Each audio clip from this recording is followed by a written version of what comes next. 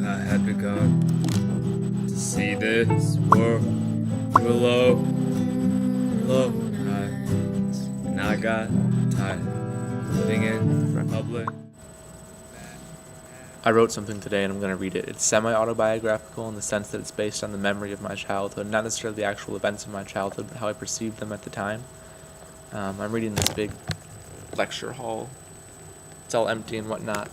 So I guess I'm going to play the intro, and then I'm going to start reading. So, intro.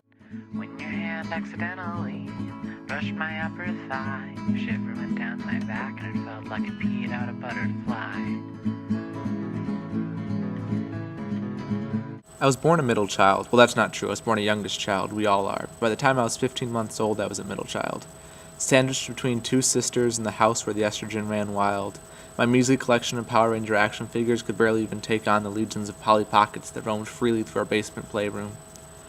The gender distribution of our small trio left me about as powerful as Luxembourg is in the UN when it came to the delicate democratic structure that formed around serious childhood issues, such as whether to see the Ninja Turtles movie or My Little Pony's A Very Minty Christmas, or we went to Disneyland and we had to decide if it was a good investment of time to stand in line for 4 hours so we could get our picture taken with Cinderella, some bimbo who couldn't cut it in theater school and now resorts to dressing up with what I'd later classify as a bad 80s prom dress and smiling for 8 hours a day.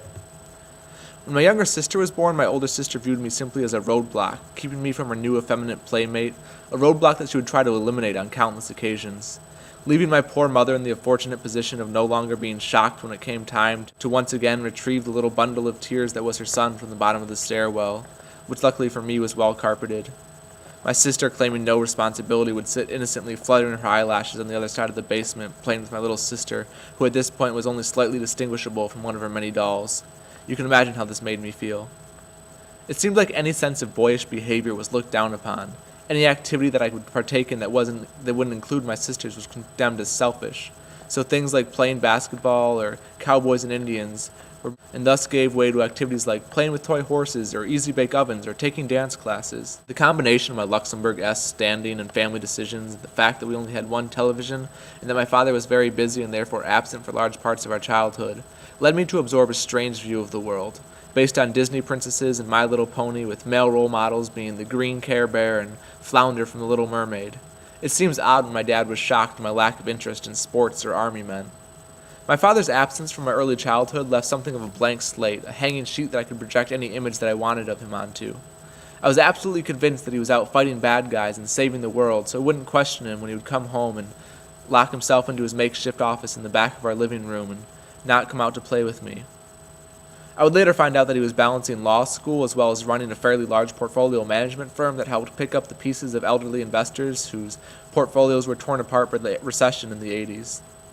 The position of my family in the world changed drastically, as well as my dad's company, when the technology boom of the 90s took those aforementioned portfolios and made them incredibly valuable. All of a sudden, my father was a star investor, and he had a lot more money and a lot more time to spend with us.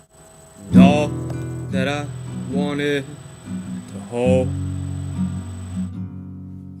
was washed away in a flood that bit and stung our young legs like dogs too savage to bed. We watched that brown water churn